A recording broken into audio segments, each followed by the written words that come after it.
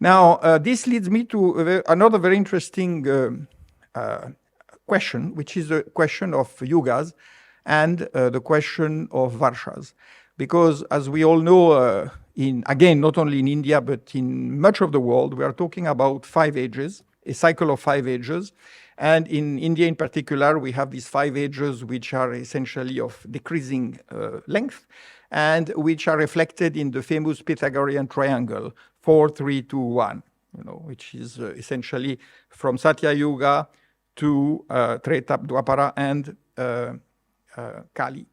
And now, there have been these debates. I'm not going to get into that because astronomers and astrologers, Jyotishis and others are much better placed to discuss it. But as you know, there is a discussion as to why, in some cases, you are talking about, let's say, an average length of 12,000 years for a yuga, which is the original, perhaps, or at least one of the classical understandings. And on the other, you are told about, of course, the Brahma Varshas, the divine year, which, of course, makes the cycle much, much larger. And if you're looking at the 12,000 year, which is a precession of equinoxes, approximately, I'm only talking of orders of magnitude here, then you would know that the Satya Yuga of our Yuga would be about 4,800 years long. And it would therefore have ended, I'll let you do the calculation, since Kali Yuga is supposed to have begun 3,102 or 101 BCE. Now, that's, of course, a bit of a problem because if that were the case, then Kali Yuga should have ended a long time ago and we should be back in Satya Yuga. And that doesn't seem to be the case. I don't know about you, but I haven't felt we're in Satya Yuga for a long time. So the question is then, are we more likely to accept within cycles, cycles within cycles, then it would make more sense to think of the Brahma Varsha. And in that case, let's put it this way, the Satya Yuga would have begun about 4 million years ago, and it would have ended a little less than 2 million years ago. Now, that seems absurd in the light, again, of, science, because they would say, well, there was nothing, a few million years ago, there were only some animals, but there was no human existence. But that, again, is a highly questionable, and perhaps I would say in some way, a highly dismissible version. Why? Because since we thought that the world was created 4,000 years BCE, and then we had to change that because we realized it wasn't matching. Then we began to say, all right, well, it must be, how old is Homo sapiens? And we began to give dates, and it was 100,000, and now we are talking about possibly 500,000 years of Homo sapiens existence. And frankly, I'm quite expecting for this date to be pushed back considerably. There was Narmada man, which is supposed to have been 1 million years old. And now we tried to say, well, but those people were very primitive. They were like apes. And that's, again, not at all proven.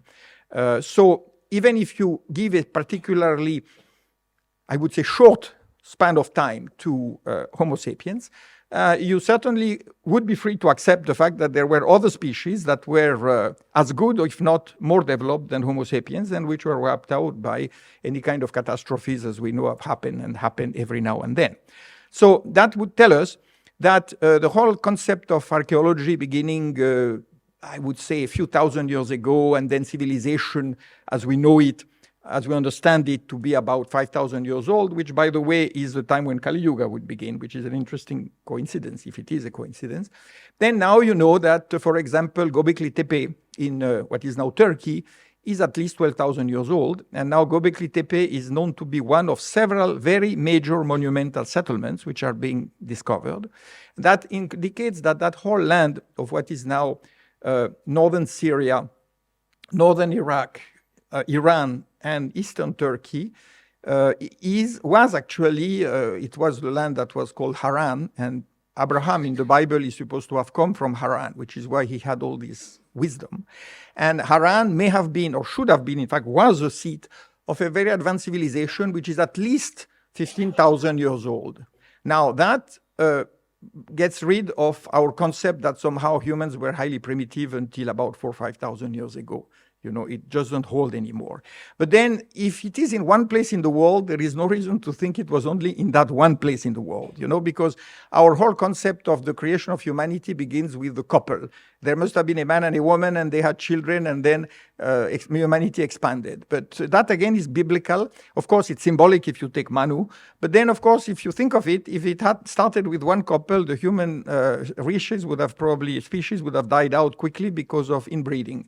After 5 or 6 generations of siblings marrying each other, you probably wouldn't have had a very good result. So definitely that's not really viable anymore. You have to think of groups, not just one group, but various groups of people. And I could go on quoting all sorts of controverted but valid presentations that have been made about, for example, Gunung Padang in Java being 25,000 years old and being a very major urban settlement. Now, again, you see cities and therefore kingdoms, states, existing tens of thousands of years ago. Now, that justifies the Puranas, it vindicates the Puranas, and it shows why all our concept of chronology as far as civilization is concerned has to be drastically reviewed. And it is, in fact, being reviewed. The problem is that it will take another few decades for many of our top so-called scientists, distinguished historians and scientists to take notice of it. And that has been the case in every major paradigm shift in human history. If you look at Galileo, you realize that Copernicus before him, and then you go back to the ancient Greeks, and yet for hundreds of years, there was a status quo position that you are not changing this, the earth is flat, the sky is above, and God is sitting up there, and don't change anything. And then eventually they had to say, well, there is a solar system, and there seems to be something outside, so we'll call it the galaxy. And then they said, my goodness, there are more galaxies, and now with the James Webb Telescope, we know that there are trillions of galaxies and that the age of the universe is probably not what we thought it was until about 5 years ago. So you see, all these things are hypotheses which keep getting corrected all the time.